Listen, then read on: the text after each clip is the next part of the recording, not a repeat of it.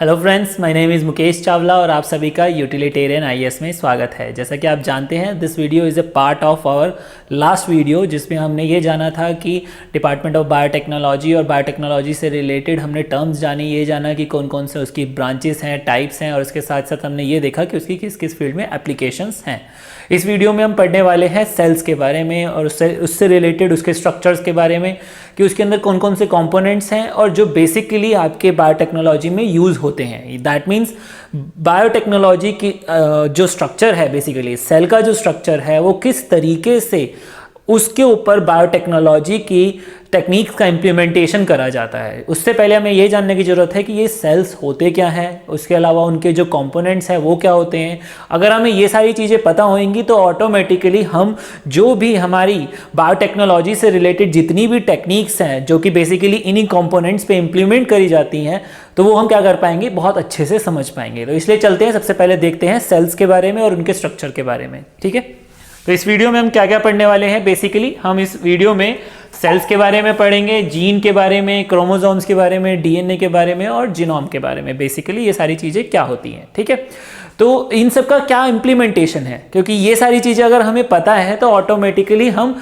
अगर मैं बात करूं एक नॉर्मल सी जीन थेरेपी के बारे में, अगर जीन ही नहीं पता तो जीन थेरेपी कैसे करते हैं ये नहीं पता, समझ पाएंगे हम। ठीक है, किस तरीके से क्रिस्पर टेक्नोलॉजी का यूज़ करा जाता है ये नहीं समझ पाएंगे हम। ठीक है, तो उसके लिए हमारे को ये सारी चीज़ें समझना जरूरी है। और अगर हमें ये सारी चीज़ें आती हैं, अगर ये बेसिक आता है, तो ऑटोमेटिकली हम हर एक टेक्नोलॉजी को बहुत अच्छे से समझ सकते हैं, उनकी चीज़ों को अच्छे से याद रख सकते हैं और रिटेन रख सकते हैं। चलिए सबसे पहले समझते हैं कि सेल क्या होते हैं। ठीक है, सबसे पहले आपको पता ही होगा cell is the basic unit. ठीक है, और बेसिकली हमारा जो सब कुछ है वो सेल के अंदर ही है। चाहे हमारे क्रोमोसोम्स हैं, न्यूक्लियस है, डीएनए है, जीन है या कुछ भी है, all things are in our cells. तो ये है हमारा सेल। ठीक है, ये हमारा सेल है।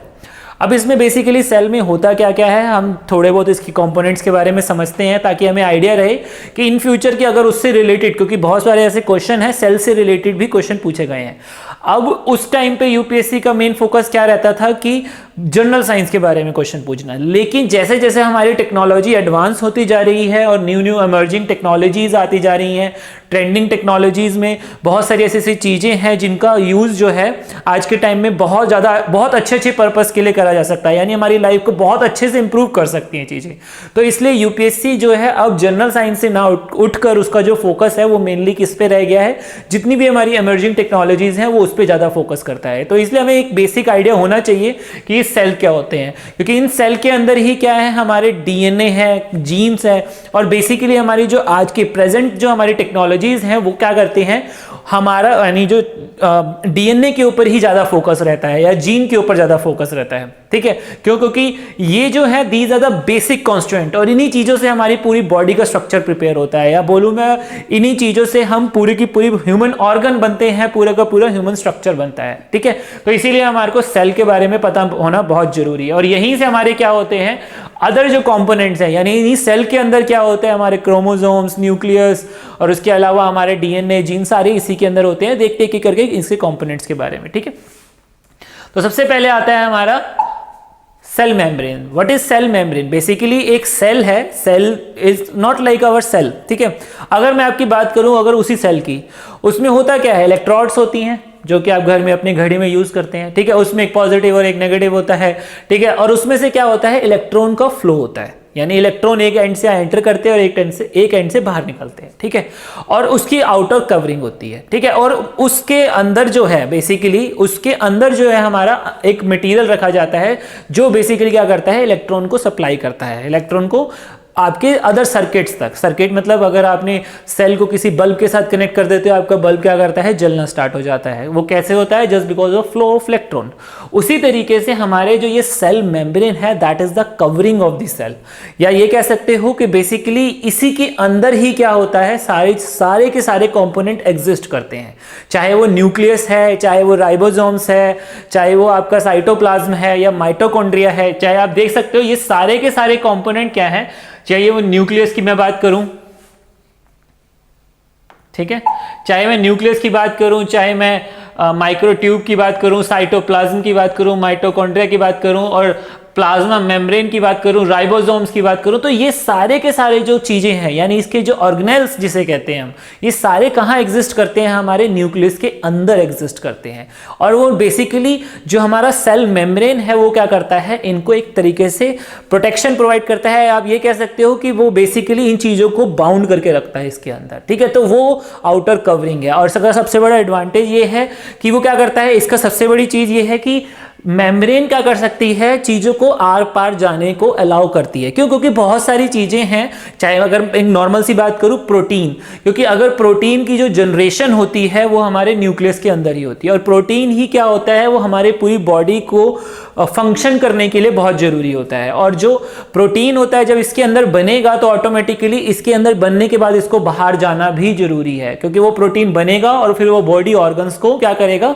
प्रोवाइड होएगा। तो ऑटोमेटिकली हमारे जो बॉडी के ऑर्गन्स है वो अच्छी तरीके से फंक्शन कर पाएंगे, ठीक है। जिसका जो काम है, जिसका जो रोल है, वो एक्चुअल में प्ले कर पाएंगे। तो इसीलिए जो भी चीज इसके अंदर बनती है वो क्या करती है? इस मेम्ब्रेन से अंदर भी जा सकती है और बाहर भी जा सकती है, ठीक है।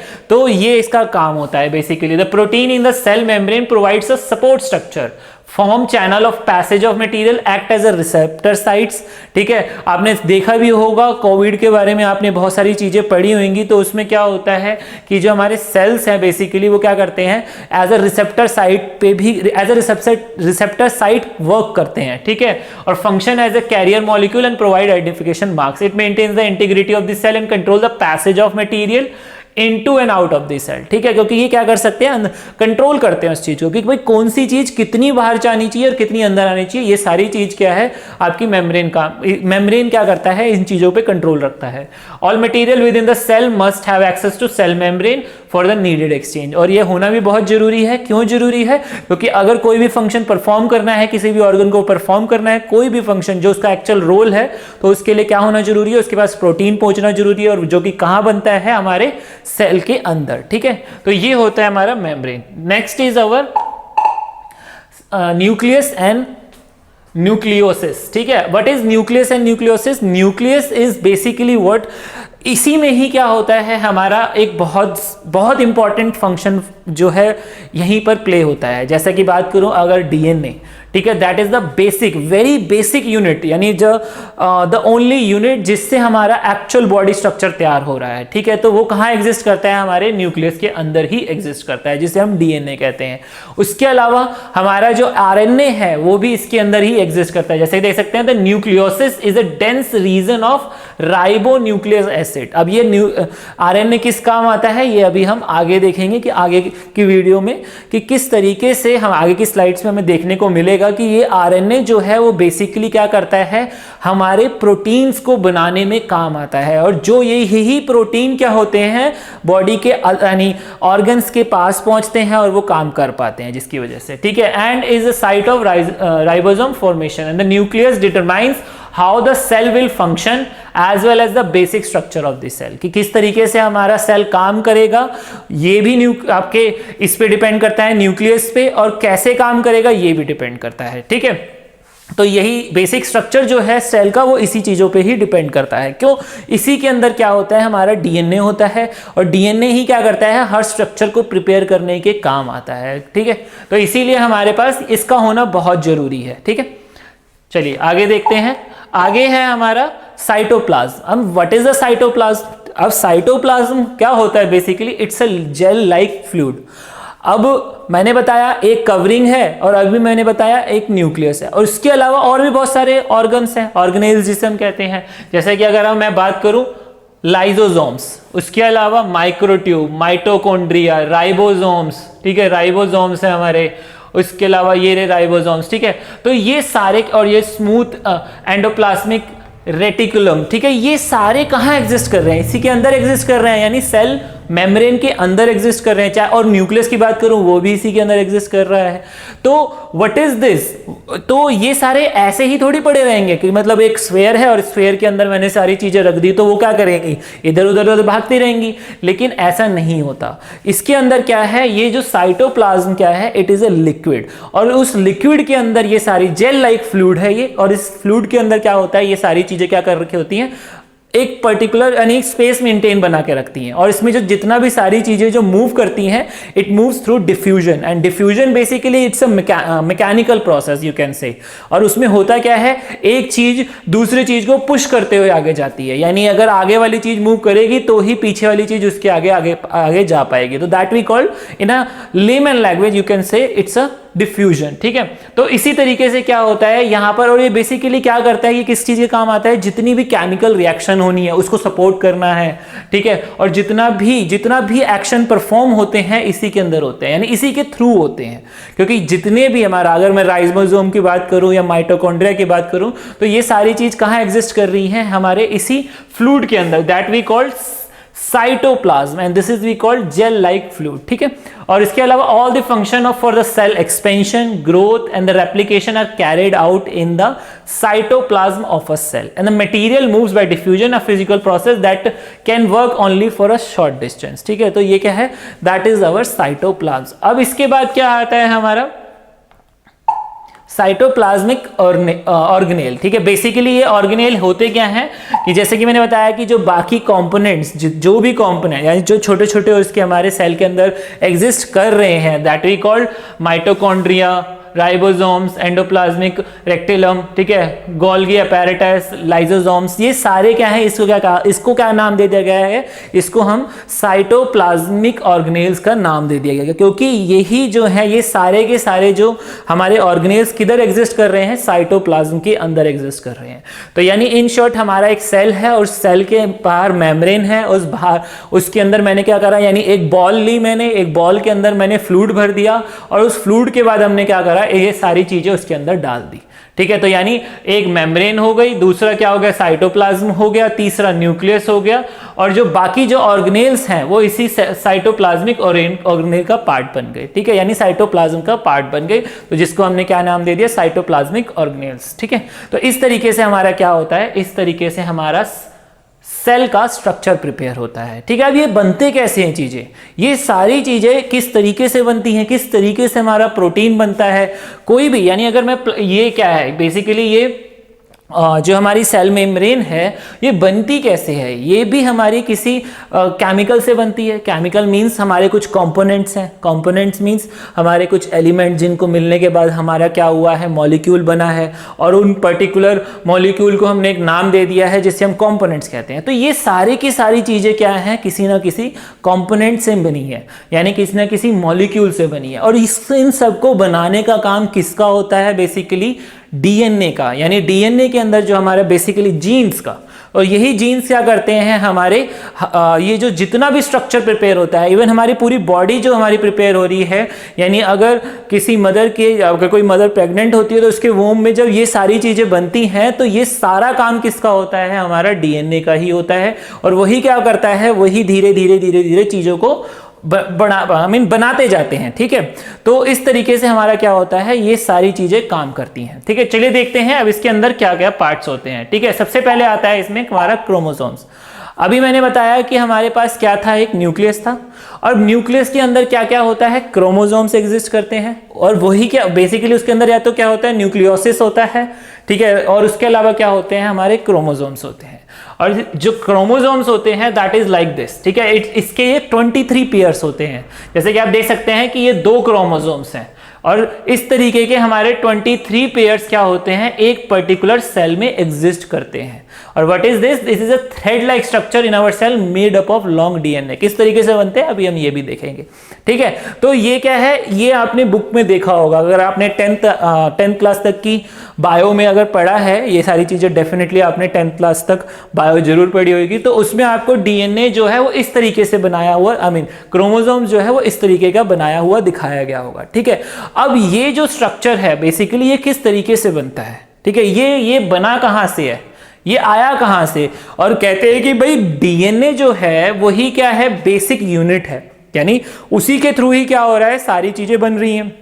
तो ऑटोमेटिकली क्या होगा, हमारा ये जो हमारा क्रोमोसोम है ये भी तो किससे बनेगा, डीएनए से ही बनेगा। किस तरीके से बनता है वो भी अभी देखते हैं। ठीक है, तो वो कह रहा है कि the other organism also have chromosomes, और भी ऑर्गेनिजम्स होते हैं जो बेसिकली अगर मैं बात करूं क्रोमोसोम्स जो है वो ह्यूमन के अलावा एनिमल्स के अंदर भी होता है, यानी बहुत सारे जितने भी हमारे एनिमल्स हैं उनके अंदर क्रोमोसोम्स देखने को मिलता है।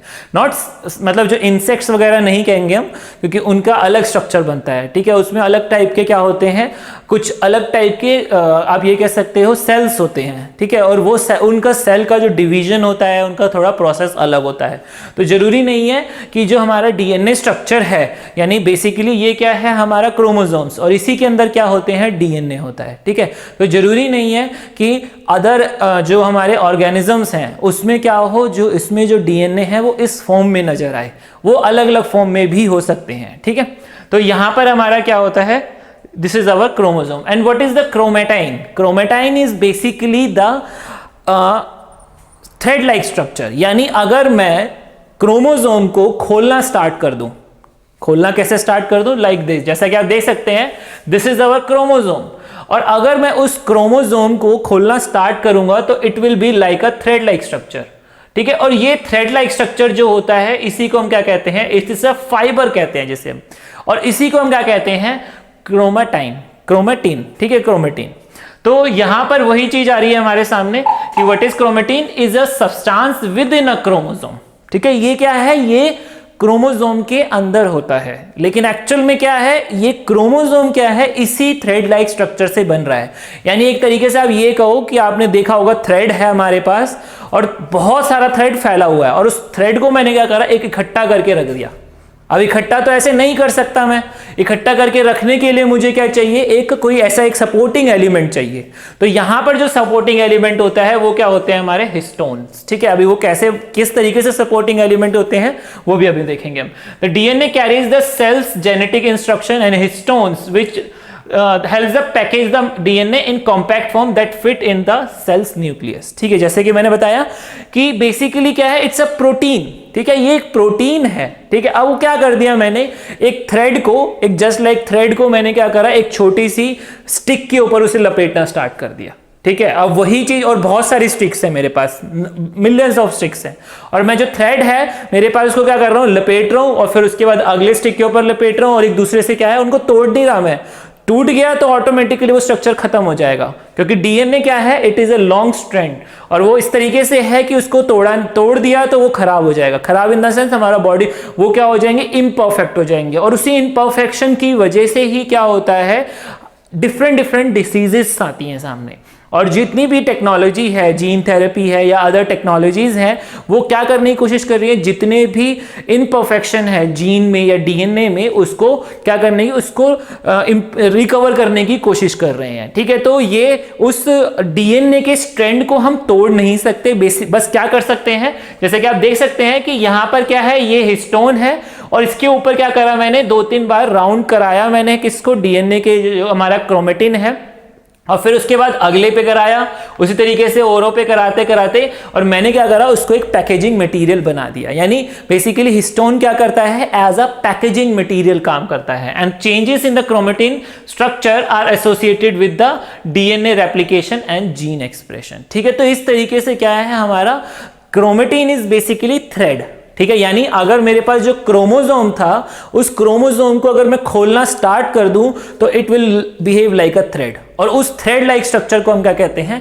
क्रोमेटिन कहते हैं। नेक्स्ट देखते हैं, जैसे कि हम यहां पर देख सकते हैं, what is this, this is our what, this is our chromosome, ठीक है। और इस क्रोमोसोम में ही क्या है हमारे पास, देखो छोटे छोटे थ्रेड लाइक स्ट्रक्चर निकल रहे हैं, और इसको यानी जो थ्रेड है हमारा, इस थ्रेड को पूरे को क्या नाम दिया गया है, हमने क्रोमेटिन नाम दिया है, और ये जो छोटे छोटे हमारे पास क्या है, हिस्टोन्स हैं, और ये हमारा डीएनए है, ठीक है। इसके बाद आता है हमारा जीन्स, ठीक है। What is gene, gene is the basic physical unit, और यही से हमारी क्या है, बहुत सारी जो टेक्नोलॉजी है, या मैं बात कहूं कि बायोटेक्नोलॉजी की बहुत सारे टेक्नोलॉजीज या इमर्जिंग जो ट्रेंडिंग टेक्नोलॉजीज हैं या इमर्जिंग टेक्नोलॉजीज हैं, वो क्या कर रही हैं, जीन पे ही काम कर रहे हैं, जीन पे या डीएनए पे, ठीक है। तो इसीलिए हमारे को जीन के बारे में समझना बहुत जरूरी है। What is gene, gene is basically a basic physical unit of inheritance. Inheritance का मतलब क्या है कि कोई भी बच्चा बॉर्न बॉर्न होता है तो वो बेसिकली अपने पेरेंट से ही क्या लेकर आता है, इनहेरिट होता है, यानी उसकी जितने भी कैरेक्टरिस्टिक्स होते हैं, बहुत सारी कैरेक्टरिस्टिक्स, नॉट एवरी कैरेक्टरिस्टिक्स, क्योंकि उसके एनवायरनमेंट जो होता है वो भी क्या करता है, उसके कैरेक्टरिस्टिक्स को डिफाइन करता है। ठीक है, जैसे कि अगर मैं बात करूं किसी की आंखें ब्लू हैं या ब्राउन है या किसी की ब्लैक है, तो that all depends on the characteristics of the gene of the parents, यानी किस पेरेंट से क्या उसका आया है, यानी क्या उसने इनहेरिट करा है, तो वो क्या है, हमारा जीन से डिसाइड होता है। ठीक है, यानी हाफ जो जीन होता है वो कहाँ किसके थ्रू जाता है, मेल के, और कुछ जाता है फीमेल के। ठीक है, वो भी अभी हम देखेंगे। तो gene are pass from parents to offspring and contain the information needed to specify the traits and genes are arrange one after another on structure called chromosomes. ठीक है, जीन आर अरेंज लिखा है ना, जैसे कि one after another on structures called chromosomes. A chromosome contain a single long strand of DNA, only a portion of which correspond to single gene. ठीक है, यानी जो इतना बड़ा क्रोमोसोम है हमारा, क्रोमोसोम क्या बेसिकली क्रोमोसोम में है क्या, हमारा स्ट्रैंड है डीएनए का, जिसे हमें क्रोमेटिन का नाम दिया है। ठीक है, और उसमें क्या हो रखा है, उसके एक सिंगल छोटे से पोर्शन को हम क्या नाम दिया है, हमने जीन का नाम दिया उसे। जैसे कि हम देख सकते हैं यहाँ पर, what is this, this is chromosome, और इसमें से हमारा क्रोमेटिन बाहर निकला, और इसके इतने से पोर्शन को हम क्या कर रहे हैं, जीन का नाम दे रहे हैं। ठीक है, it contains lots of information, ये बहुत सारी इंफॉर्मेशन प्रोवाइड कर सकता है हमें कि भाई किस तरीके से कौन सा प्रोटीन बनना है ये, और कितने टाइम तक बनना है, कितनी स्पीड से बनना है। तो ये सारी चीजें किस में डिपेंड करती है, हमारी जीन पे डिपेंड करती है। और ये इतना छोटा सा जो स्ट्रक्चर है वो हमारे को ये सारी इंफॉर्मेशन दे देता है कि अगर मुझे कोई किसी बॉडी में किसी पर्टिकुलर ऑर्गन को ये पर्टिकुलर प्रोटीन पहुंचाना है, तो वो क्या करेगा, ये जीन ही काफी हेल्प कर देगा, यानी ये जीन ही इनफ है इस चीज के लिए। अब ये किस तरीके से करता है वो हम आगे देखते हैं। ठीक है, आगे की स्लाइड में हमें पता चल जाएगा। और जैसे कि हम जानते हैं, मैंने अभी आपको बताया कि जीन में बेसिकली क्या है, छोटा भी हो सकता है, बड़ा भी हो सकता है। ठीक है, उसमें जीन में हमारे छोटा सा छोटा यानी एक 100 या 1000 बेसिस भी हो सकते हैं। व्हाट इज बेसिस, वो भी अभी हम देखेंगे कि किस को क्या बेसिस होते हैं। That is the basically our component of DNA, DNA के छोटे छोटे कंपोनेंट्स। डीएनए को मैंने छोटे से छोटे पार्ट में जब डिवाइड करता हूं तो वो किस चीज से बना है, बेसिस से बना है। ठीक है, तो वो भी अभी हम देखेंगे। ठीक है, तो उसमें थाउजेंड्स भी हो सकते हैं और इवन मिलियंस तक हो सकते हैं, लेकिन जो जीन है वो मैक्स टू मैक्स 1% होता है। किसका, हमारे लॉन्ग डीएनए स्ट्रैंड का। यानी अगर जो हमारी डीएनए है वो बेसिकली 1 यार्ड की है, तो उसका सिर्फ 1% ही क्या हो सकता है, हमारा जीन हो सकता है। ठीक है, तो जैसे कि मैंने बताया कि जीन क्या करता है, बेसिकली वो यही बताता है कि डिफरेंट कैरेक्टर्स। ठीक है, कि अगर मैं बात करूं कि किसी के कलर यानी जो हेयर का कलर है वो ब्राउन होता है, किसी का ब्लैक होता है, किसी का ग्रे होता है, that all depend upon the gene. और वो किससे पता आता है, वो आपके पेरेंट्स से आता है। यानी जो भी पेरेंट्स के जीन के थ्रू ऑफस्प्रिंग में जो भी आ रहा है, ठीक है, वो चीजें क्या डिसाइड करती हैं, आपकी बॉडी का स्ट्रक्चर, आपकी बॉडी के यानी आईज का कलर, आपकी नोज का शेप, ठीक है, आपके आईज का कलर, आपके हेयर का कलर। ठीक है, तो ये सारी चीजें किससे डिपेंड करती हैं, आपके पेरेंट्स पे। आपका पेरेंट्स के जैसा भी आपका उनका स्ट्रक्चर रहेगा, यानी उनका जो जीन जो आएगा इनहेरिट होके ऑफस्प्रिंग में, तो वही क्या होगा, आपके ऊपर शो होगा। और बाकी जो चीजें होती हैं वो हमारा एनवायरनमेंट डिसाइड करता है कि एनवायरनमेंट में हमारा आसपास के एनवायरनमेंट हमारे को बहुत सारी चीजों को क्या करता है, हमारे बॉडी स्ट्रक्चर को चेंज करता है। क्यों, क्योंकि कुछ इनिशियल ईयर्स में हमारा एनवायरनमेंट ही है जो, यानी अगर मैं बात करूं किड्स की या चिल्ड्रंस की, उनका एनवायरनमेंट क्या करता है, उनकी धीरे धीरे उनकी बॉडी स्ट्रक्चर में चेंजेस लाना स्टार्ट कर देता है। उसके अलावा और भी बहुत सारी चीजें होती हैं। ठीक है, and the gene control the different characteristics such as the eye colour and the height and all. ठीक है, ये सारी चीजें क्या होती हैं, हमारी जीन पे ही डिपेंड करती हैं। और अगर जीन हमारा गलती से भी कुछ डिफेक्टिव होता है तो हमारे को बहुत, जैसे कि बहुत सारी प्रॉब्लम्स देखने को मिल जाती है। अगर आपने देखा होगा, कुछ ऐसे बच्चे होते हैं जिनके बचपन से ही लेग्स में प्रॉब्लम है, या किसी की आईज में प्रॉब्लम है, ठीक है, या फिर मैं कहूँ किसी की किसी भी बॉडी पार्ट में प्रॉब्लम आ जाती है। ठीक है, किसी को सुनाई कम देता है, तो that all depend upon the gene. कि पेरेंट्स से जब जीन आते हैं तो वो क्या कर रहे हैं, बेसिकली 2 जीन्स का, यानी जो डीएनए है, डीएनए में जीन जो है, ठीक है, वो क्या कर रहे हैं, दोनों का मर्जर होता है, और गलती से भी कुछ यानी आप ये कह सकते हो कि बेसिकली आपका जो जीन है कहीं आगे पीछे लग गया या प्रॉपर मैनर में नहीं लगा, तो उस वजह से ये सारी प्रॉब्लम्स देखने को मिलती हैं। तो यही चीज़ों का यानी इन्हीं प्रॉब्लम्स का सोल्यूशन निकालने के लिए ही क्या है, बायोटेक्नोलॉजी में ज़्यादा से ज़्यादा रिसर्च चल रही है कि किस तरीके से उन प्रॉब्लम्स को क्या करा जा सके, रिजॉल्व करा जा सके, उन प्रॉब्लम्स को जो कि बेसिकली वो किस वजह से आई है, जीन के डिसअलाइनमेंट की वजह से या जीन के डिसलोकेशन की वजह से, क्योंकि ऑफस्प्रिंग में जितने भी जो भी जीन आया है वो पेरेंट्स की वजह से आए हैं, ठीक है। तो ये सारा जो काम है वो बेसिकली किससे वजह से, किसके थ्रू होता है, जीन के थ्रू होता है, ठीक है।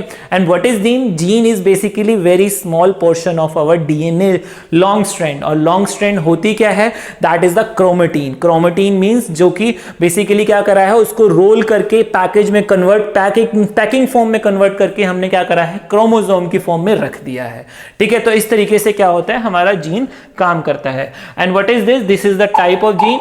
एक होता है स्ट्रक्चरल जीन और दूसरा होता है रेगुलेटरी जीन। और स्ट्रक्चरल जीन बेसिकली क्या बताता है कि किस तरीके से जीन से ही हम क्या करते हैं, प्रोटीन बनाते हैं, या बहुत सारी जो कैटालिटिक हमारी रिएक्शंस होनी है, कैसे जो क्या कहते हैं कौन सी रिएक्शन होनी है, ये सारी चीज क्या है, हमारे स्ट्रक्चरल जीन पे डिपेंड करता है कि जीन जो है, क्योंकि बेसिकली जीन है क्या, जीन इज द इंफॉर्मेशन दे रहा है कि कौन सा रिएक्शन होनी है, कैसी होनी है, कौन सा प्रोटीन बनना है। तो ये सारी चीज किस पे डिपेंड करती है, हमारी स्ट्रक्चरल जीन पे। तो हम देख सकते हैं structural gene encodes for amino acid sequences of the proteins which as enzymes determines the biochemical capabilities of the organism by catalyzing particular synthetic or catabolic reactions, ठीक है, और alternatively play static role as a component of the cellular structure, ठीक है। Basically वो यही बता रहा है कि कौन सी रिएक्शन होनी है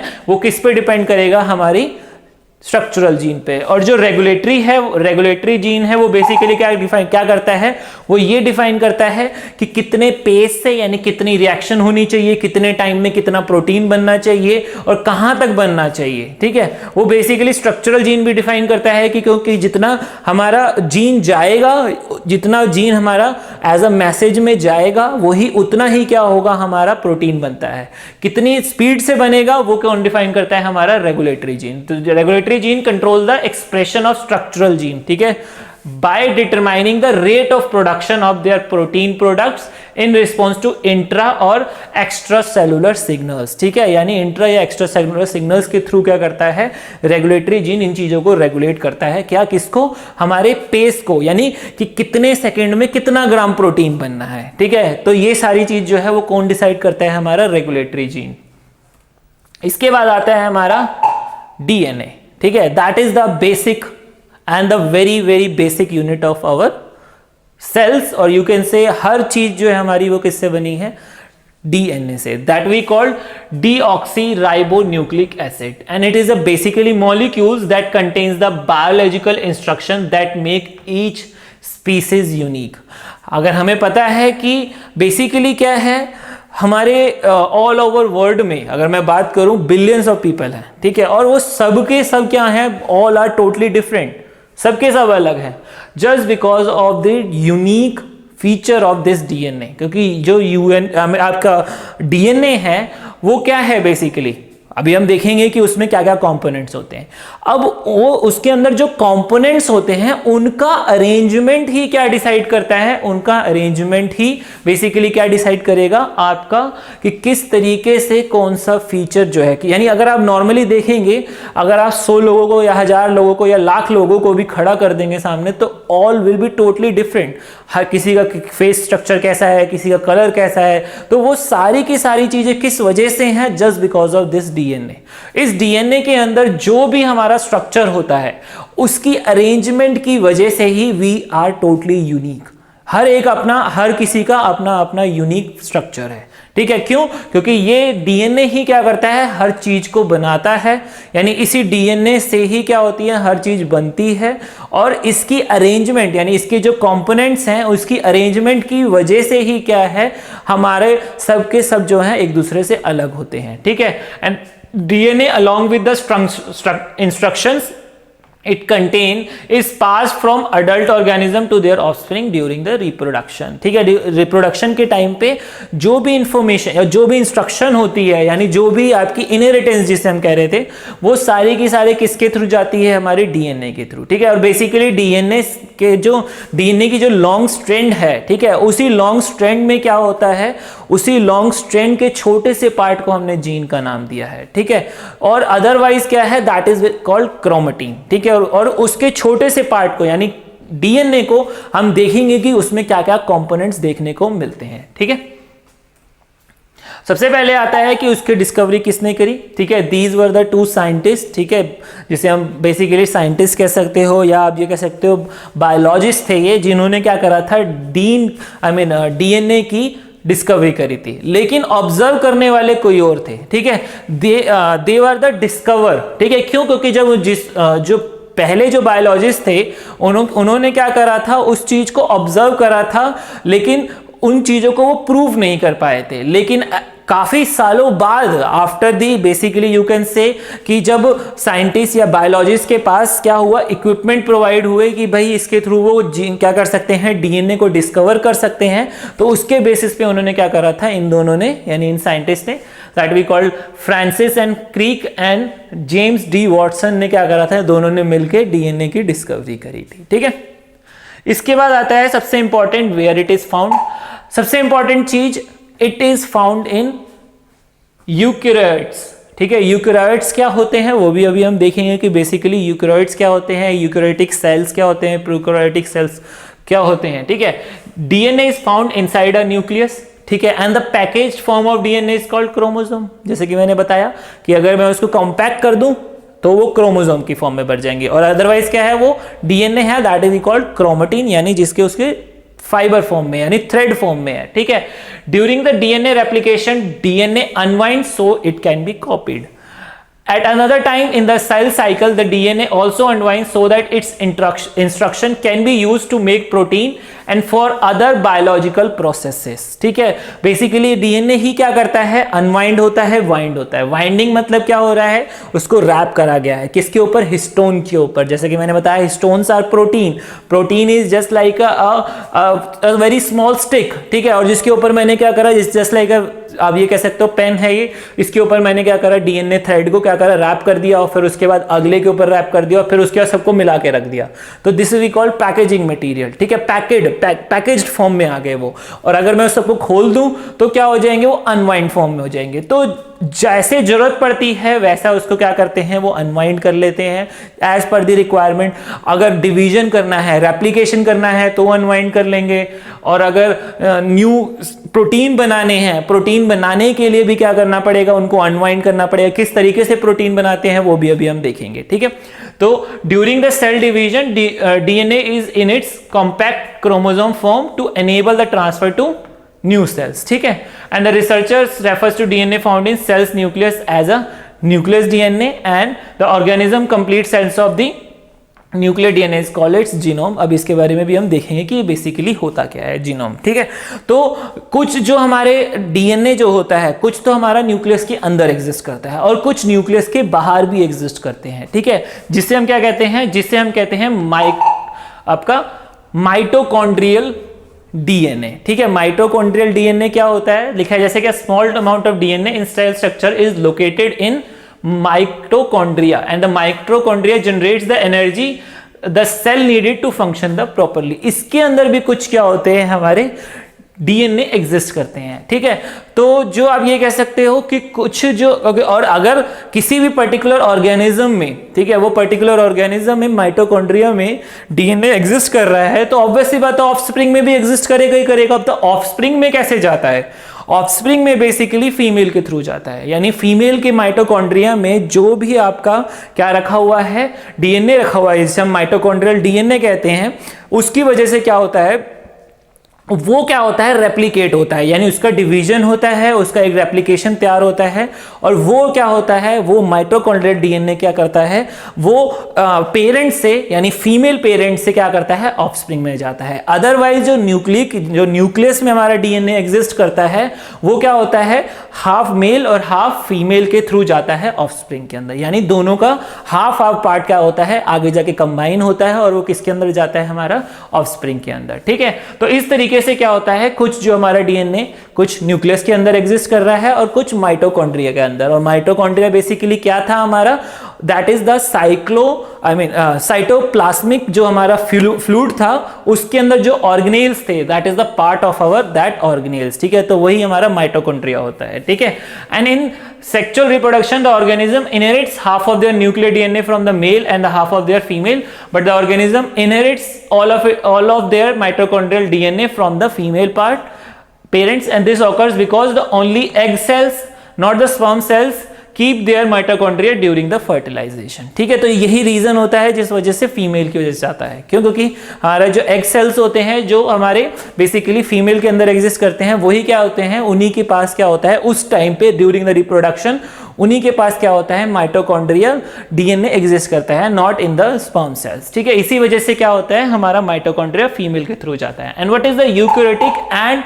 प्रोकैरियोटिक सेल्स? ठीक है, बेसिकली दोनों में फर्क इतना ही है कि हमारा जो डीएनए है यूकैरियोटिक सेल्स के अंदर, डीएनए किसके अंदर एग्जिस्ट करता है, हमारा न्यूक्लियस के अंदर। ठीक है, न्यूक्लियस यानी न्यूक्लियस एक, जैसा कि हमने पढ़ा था, सेल है, सेल के अंदर न्यूक्लियस है, और वो भी न्यूक्लियस के अंदर भी क्या होती है, न्यूक्लियर मेम्ब्रेन है। ठीक है, उसके अंदर हमारे क्या है, क्रोमोसोम्स रखे हुए हैं। That is very, you can say it's in a very secure place. ठीक है, कि भाई बाहर की चीजें उसको इंपैक्ट ना कर सके। ठीक है, तो उस तरीके के हमारे सेल्स को, यानी बेसिकली वो प्लांट्स में भी होते हैं, कोई बहुत सारे प्लांट्स हैं, बहुत सारे एनिमल्स हैं, और ह्यूमंस में तो है ही है। ठीक है, तो ये सारी चीजें किस में एग्जिस्ट करती हैं हमारी, that we called, that type of cell we called eukaryotic cells. ठीक है, और उस जो भी पर्सन या जो भी एनिमल या जो भी प्लांट्स इस तरीके के सेल्स रखते हैं, ठीक है, उसको हम क्या कहते हैं, यूकैरियोट्स कहते हैं, जो कि हमने भी पिछली स्लाइड में देखा था कि व्हाट इज द यूकैरियोट्स। जो डीएनए होता है हमारा न्यूक्लियस डीएनए, ठीक है, एक जो हमारा न्यूक्लियस डीएनए था, एक माइटोकॉन्ड्रियल डीएनए था। तो जो न्यूक्लियस डीएनए होता है वो हमारे किस टाइप के सेल में एग्जिस्ट करता है, that is our eukaryotic cells. और जो प्रोकैरियोटिक डीएनए सेल्स होते हैं उसमें जो हमारा डीएनए होता है वो क्या होता है, it is not in the nucleus. क्यों? क्योंकि उसमें न्यूक्लियस नाम की कोई चीज ही नहीं होती। न्यूक्लियस अगर होती भी है तो उसमें हमारा डीएनए एग्जिस्ट नहीं करता। डीएनए क्या करता है, जो हमारा, आप ये कह सकते हो, जो साइटोप्लाज्म है उसी में ही कहीं घूम रहा होता है, just like the other organelles. Otherwise जो यूकैरियोटिक जो सेल्स होते हैं उसके अंदर, यानी उसके अंदर जो हमारा क्या होता है, न्यूक्लियस अलग है, साइटोप्लाज्म अलग है, और साइटोप्लाज्मिक ऑर्गेनेल अलग है। और न्यूक्लियस के अंदर हमारा क्या कर रहा है, डीएनए प्रेजेंट रहता है, यानी क्रोमोसोम्स रहते हैं और उसके अंदर हमारा बेसिकली डीएनए रहता है। ठीक है, लेकिन प्रोकैरियोटिक सेल्स में क्या होते हैं, हमारा जो डीएनए है वो साइटोप्लाज्म के अंदर, जो हमारा फ्लूइड है उसी के अंदर रेंडमली इधर उधर घूम रहा होता है। ठीक है, तो जो हमारी स्ट्रैंड जो है कॉम्पैक्ट फॉर्म में जिसको हमने रखा हुआ है न्यूक्लियस के अंदर, वैसा सिर्फ यूकैरियोट्स में होता है, ना कि प्रोकैरियोटिक सेल्स में, या ना कि प्रोकैरियोट्स में। ठीक है, तो this is the difference between eukaryotes and the prokaryotes.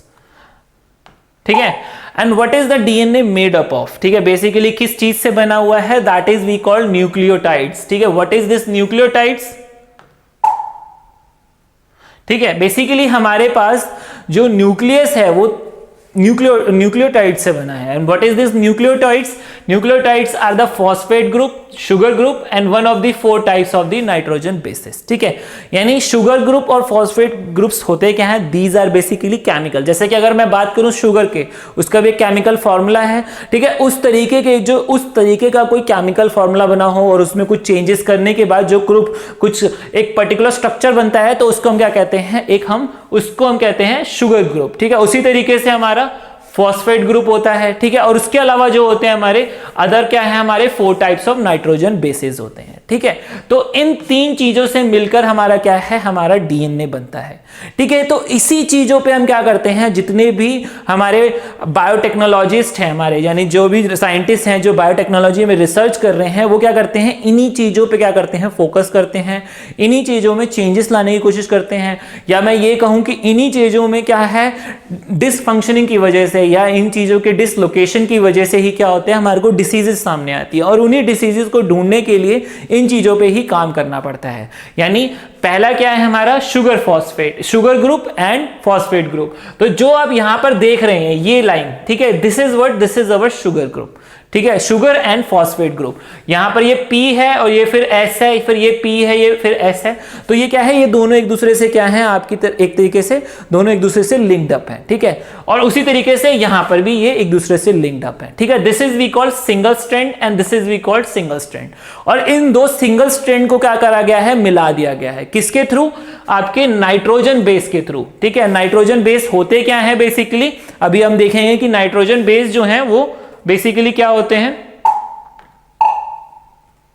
These are basically adenine, thymine, guanine and cytosine, ठीक है। यही क्या होते हैं, हमारे नाइट्रोजन बेस होते हैं।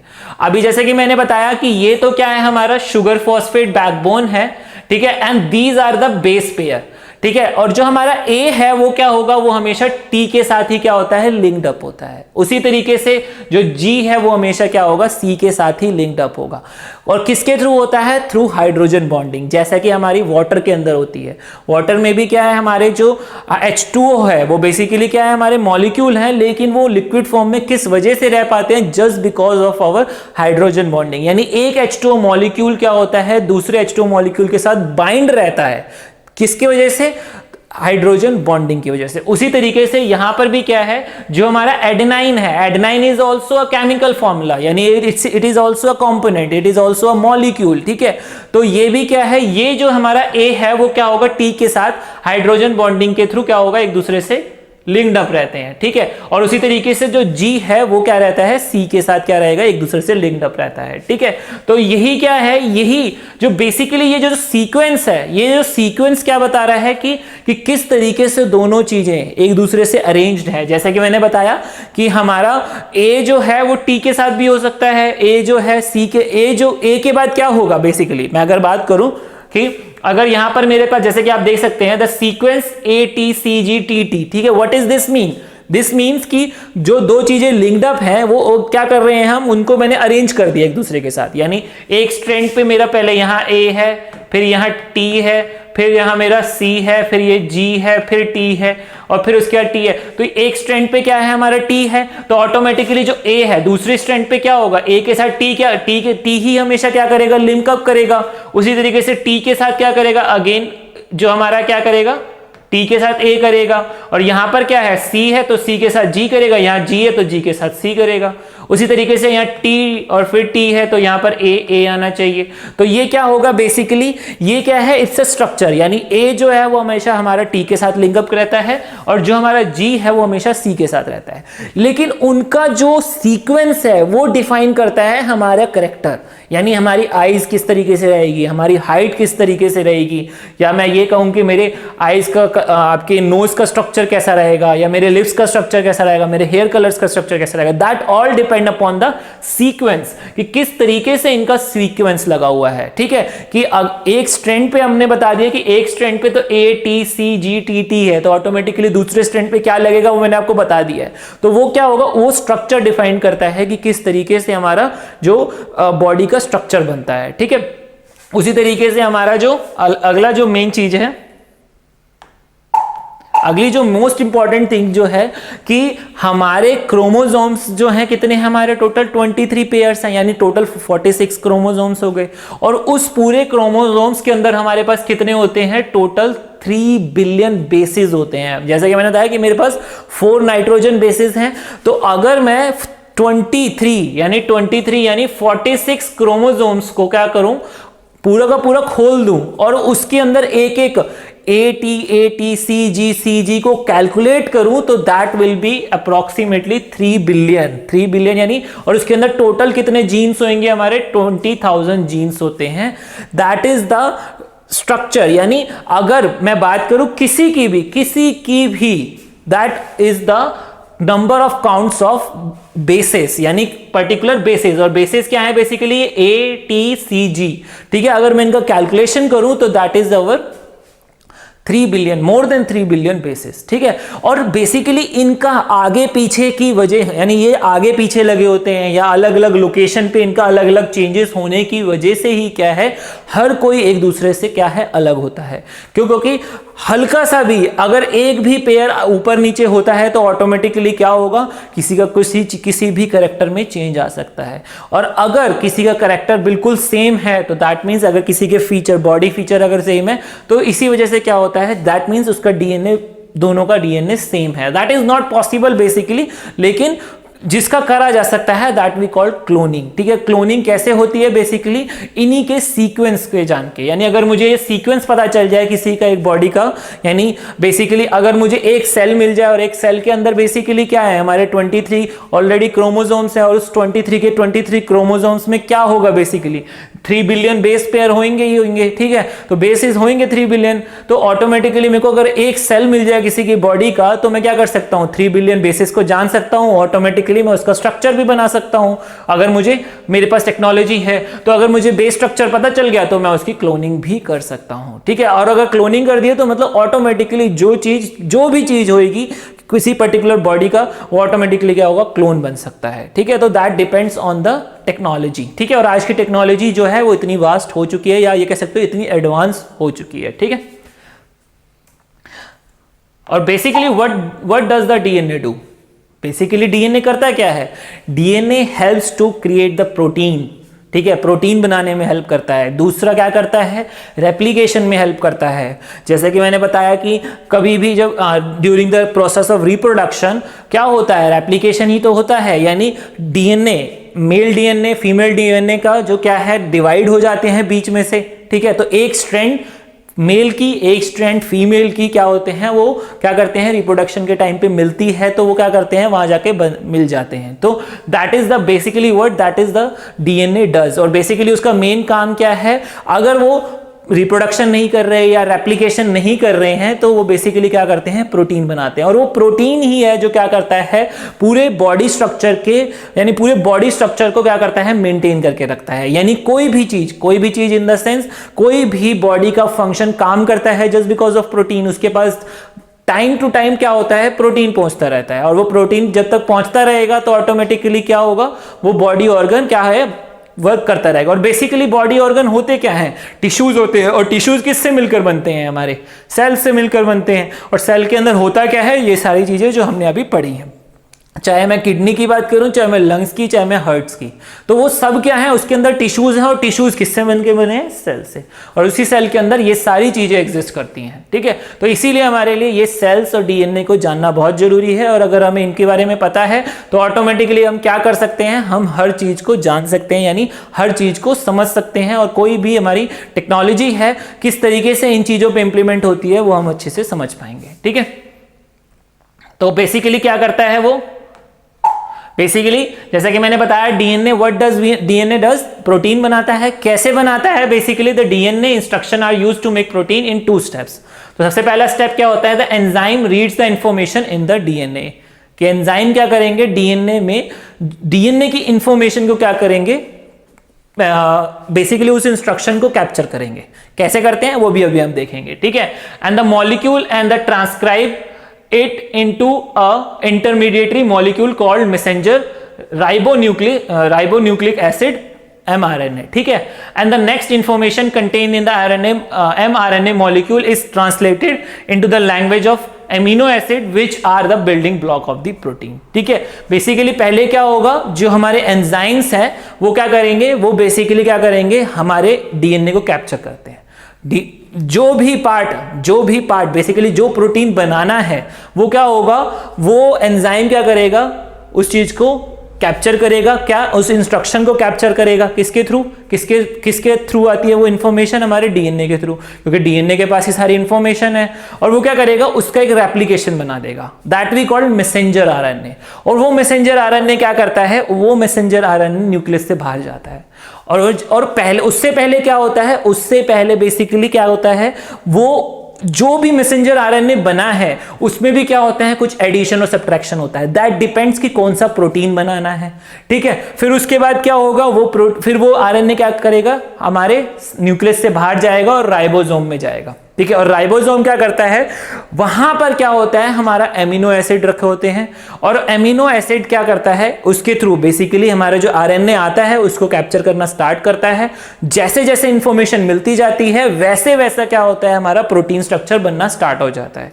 और फिर क्या होता है, वो प्रोटीन स्ट्रक्चर एक सिंगल स्ट्रैंड की फॉर्म में निकलता है, और जब पूरा का पूरा हमारा प्रोटीन तैयार हो जाता है तो एक 3D फॉर्म में कन्वर्ट हो जाता है। लेट्स सी हाउ, ठीक है, ठीक है। And this language tells the cell's protein making machinery the precise order in which to link the amino acid to produce the specific proteins, and this is the major task because there are 20 types of amino acids which can be placed in many different orders to form a wide variety of proteins, ठीक है। तो इस तरीके से क्या होता है, हमारा बेसिकली क्या करता है, हमारा जो प्रोटीन है, यानी सॉरी हमारा जो डीएनए है वो क्या करता है, मैसेंजर आरएनए क्रिएट करता है। और आरएनए क्या होता है, it is a single strand, और जो डीएनए है हमारा वो क्या है, वो हमारा डबल स्ट्रैंड है। एक सिंगल स्ट्रैंड आरएनए क्या होता है, रेप्लिकेट होता है। कैसे होता है, अगर सपोज ये क्या है, हमारा डबल स्ट्रैंड आरएनए है, और ये क्या है, हमारा एंजाइम है, वो क्या करेगा, इसको कैप्चर करेगा, और इसमें से हमारा क्या करेगा, इसमें से हमारा डीएनए जाएगा, पास होता जाएगा, और एक जगह से दूसरा निकल जाएगा, और यहां से क्या होगा, हमारा आरएनए सिंगल स्ट्रैंड निकलना स्टार्ट हो जाएगा। तो वो क्या कर रहा है, बेसिकली यहां से इंफॉर्मेशन आई, उसने क्या करा, डीएनए को भेज दिया, छोड़ दिया, उसने बेसिकली एक तरीके से एक रेप्लिकेशन तैयार कर लिया आरएनए का, और आरएनए यहां से निकलना स्टार्ट हो गया, और यहां से डीएनए एज इट इज हमारा बाहर आ गया। बेसिकली क्या हो रहा है, रेप्लिकेशन हो रहा है, जिसे हम कहते हैं ट्रांसक्रिप्शंस, ठीक है। उसके बारे में भी हम देख लेते हैं अभी, ठीक है। दिस इज द सेल, और जैसे कि हम देख सकते हैं इस सेल के अंदर बेसिकली क्या है, हमारे बाकी ऑर्गेनेल्स हैं, और जैसे हम देख सकते हैं दिस इज न्यूक्लियस, और इसी न्यूक्लियस के अंदर हमारा क्या है, बेसिकली डीएनए है, यानी क्रोमोसोम्स हैं। और इसी क्रोमोसोम के अगर छोटे, जैसे कि हमने अपनी इस पिछली एनिमेशन में देखा था, इसी में क्या होता है, हमारा बेसिकली ये डीएनए होता है और ये हिस्टोन होते हैं, और इसी हिस्टोन्स के ऊपर क्या होते हैं, हमारा डीएनए की स्ट्रैंड क्या होती है, बेसिकली रैप अप होती है।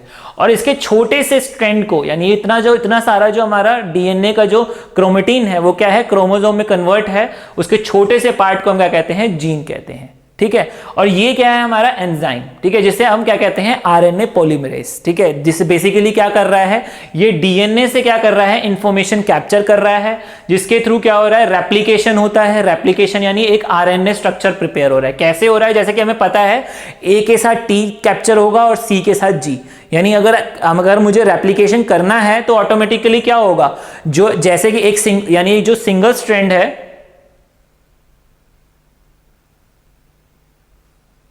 जो हमारा सिंगल स्ट्रैंड है वो क्या होगा, ऑटोमेटिकली अंदर जाके डिवाइड हो जाएगा, और जैसा भी स्ट्रक्चर बना होगा अंदर, जैसा भी होगा हमारा ए टी सी जी, तो उसका रेप्लिकेशन तैयार करने के लिए हमें आरएनए स्ट्रक्चर प्रिपेयर करना है। किसको, आरएनए पॉलीमरेज को, यानी दिस इज द एंजाइम।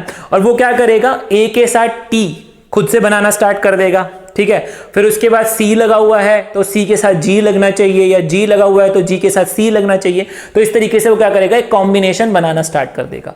तो वो क्या करेगा, उस सारे कॉम्बिनेशन को बनाता जाएगा और एक एक करके एक दूसरे के साथ ज्वाइन करता जाएगा, और एक आरएनए, जैसा कि हमने देखा अभी कि वो आरएनए स्ट्रक्चर क्या करेगा, उसमें से एग्जिट कर जाएगा। और इसमें भी क्या होता है, जिस तरीके का हमें प्रोटीन बनाना है उस तरीके से उसमें चेंजेस हो जाते हैं, कुछ एडिशन कुछ सब्ट्रैक्शन हो जाता है, ठीक है।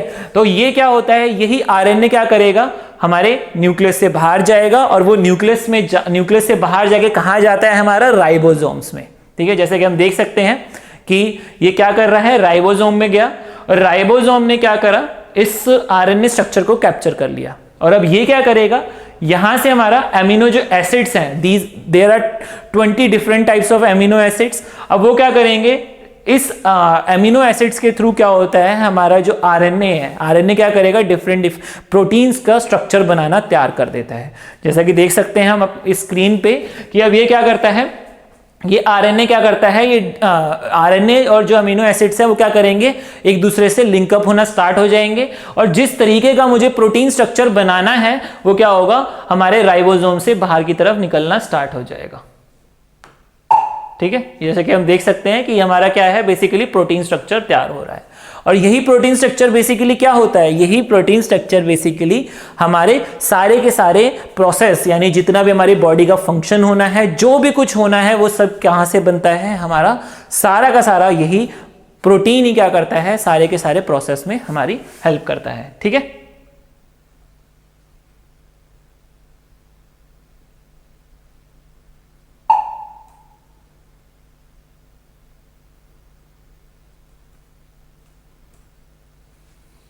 हाँ, तो अब बात आती है, जैसा कि हमने समझ लिया कि किस तरीके से वो प्रोटीन तैयार होता है।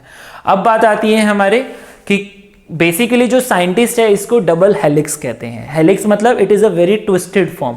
ट्विस्टेड फॉर्म किस तरीके से है, जस्ट इमेजिन एक आपके पास सीढ़ी है। सीढ़ी क्या है, सीढ़ी की जो दो हमारी साइड है, साइड यानी लेडर जिसे हम कहते हैं, ठीक है, उसका जो साइड है वो बेसिकली क्या है, वो है हमारा शुगर और फॉस्फेट बेसिस, शुगर ग्रुप और फॉस्फेट ग्रुप, उसको मैंने क्या करा, साइड बेसिस पे लगा दिया। और जो हमारे रंग्स होते हैं, रंग्स मतलब जो हमारी, जिसके ऊपर हम पैर रख के ऊपर चढ़ते हैं, तो that is what, that is our base pair, nitrogen base pair. और उसको हमने क्या करा है, ट्विस्टेड फॉर्म में कन्वर्ट कर दिया है। और इसी ट्विस्टेड फॉर्म का सबसे बड़ा बेनिफिट ये है कि वो हमारा जो डीएनए है वो कहीं पे भी जाके किसी भी तरीके का काम परफॉर्म कर सकता है, कि वो कहीं पे भी जाके ट्विस्ट हो सकते हैं, कि जिस तरीके से उसको जहां से निकलना है या जहां पे भी एंट्री करनी है तो क्या कर सकते हैं, इस तरीके का टास्क परफॉर्म कर सकते हैं। तो जिस वजह से क्या है, हमारा डीएनए डबल हेलिक्स फॉर्म में एग्जिस्ट करता है। ठीक है, तो और ये बेसिकली क्या है, इसका यूनिक फीचर ही यही है, it enables the molecules to copy itself during the cell division. जैसे कि मैंने बताया कि जब भी हमारा ऑफस्प्रिंग में जितना भी जो भी कैरेक्टरिस्टिक जाता है वो किसके थ्रू जाता है, डीएनए के थ्रू। ठीक है, और डीएनए के थ्रू कैसे जाएगा, बेसिकली डीएनए का यानी मेल डीएनए का हाफ पार्ट यानी एक सिंगल स्ट्रैंड, और फीमेल डीएनए का सिंगल स्ट्रैंड क्या होगा, वो क्या करेंगे, डिवाइड होते हैं, और फिर जब वो ऑफस्प्रिंग में जाते हैं तो वहां जाके वो एक दूसरे से मिल जाते हैं। ठीक है, and when a cell prepares to divide the DNA helix splits down the middle and become the two single strands. ठीक है, और उसके बाद क्या होता है, these single strands serve as a template for building two new double-stranded DNA molecules, each a replica of the original DNA molecule. ठीक है, and this process an A base is added wherever there is a T and C is wherever there is a G। जैसे कि मैंने बताया कि A के साथ हमेशा T ही लिंक अप होगा बाय हाइड्रोजन बॉन्डिंग और C के साथ G। ठीक है, वाइस वर्सा। ठीक है, तो so on until all of the bases once again have partners. जैसे कि जब तक उनको क्या हो जाए, अपना अपना पार्टनर ना मिल जाए, तब तक क्या होंगे, वो क्या करेंगे, एक दूसरे के साथ प्रोसेस में बेसिकली ऐड होते चले जाएंगे। ठीक है, तो इस तरीके से क्या होता है, हमारा बेसिकली डबल हेलिक्स स्ट्रक्चर होता है डीएनए का। डबल हेलिक्स मतलब कि उसमें क्या है, दो स्ट्रैंड्स हैं, और जबकि आरएनए में हमने देखा था कि वो बेसिकली क्या होता है, सिंगल स्ट्रैंड है।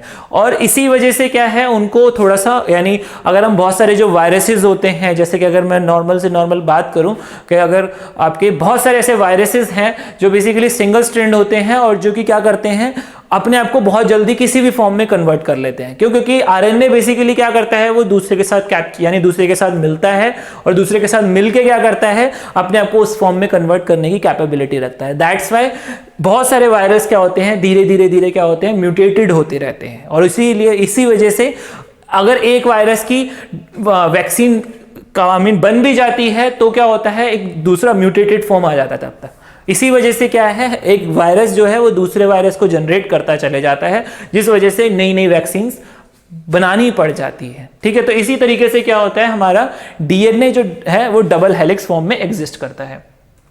ठीक है, and next is our genome.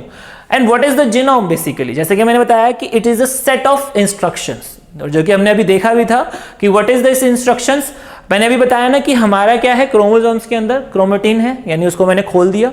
अब उसके अंदर क्या है, हमारा डीएनए, और उस डीएनए के अंदर क्या है, हमारे बेस पेयर और हमारे नाइट्रोजन बेस पेयर, और हमारा बेसिकली क्या है, फॉस्फोरस और शुगर बेस है। ठीक है, तो बेसिकली हमारा जो जीनोम है that is the organism complete set of the genetic instruction. ठीक है, needed to build that organism and allow it to grow and develop. Basically क्या हो रहा है ये, this is the complete set of instruction. जैसे कि मैंने बताया ना कि अगर मुझे बेसिकली क्या हो रहा है, एक सेल के अंदर, न्यूक्लियस के अंदर हमारे कितने 23 क्या है क्रोमोसोम्स हैं, और उस क्रोमोसोम के अंदर ही क्या है हमारे 3 बिलियन बेस पेयर है। और अगर वो मुझे सारे के सारे क्या हो जाए बेस पेयर पता चल जाए कि किस तरीके से अलाइन है, यानी उनका जो सेट ऑफ इंस्ट्रक्शन है कि ए है, फिर टी है, फिर सी है, फिर टी टी टी या सी सी सी या जी जी जी, इस तरीके से क्या है वो किस तरीके से एक दूसरे के साथ यानी आगे के एक के बाद एक लगे हुए हैं, तो क्या होगा अगर वो मुझे पता चल जाए तो वो क्या कहलाएगा, that we called genome, and that study is we called genomic. ठीक है, तो what is genome? The organism complete set of the genetic instruction.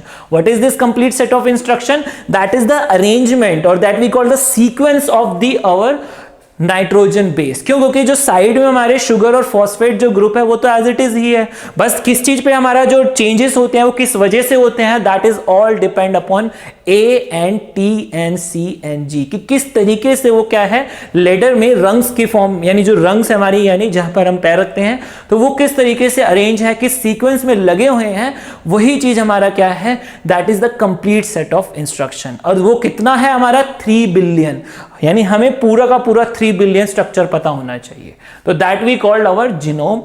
ठीक है, और इसकी स्टडी को हम क्या कहते हैं, जीनोमिक कहते हैं। ठीक है, and basically our bodies are made up of millions of cells, each with their own complete set of instruction for making us, like a recipe book of the body, and this set of instruction is called genome and are made up of DNA, and each cell in the body, for example a skin or liver, or contains this same set of the instruction.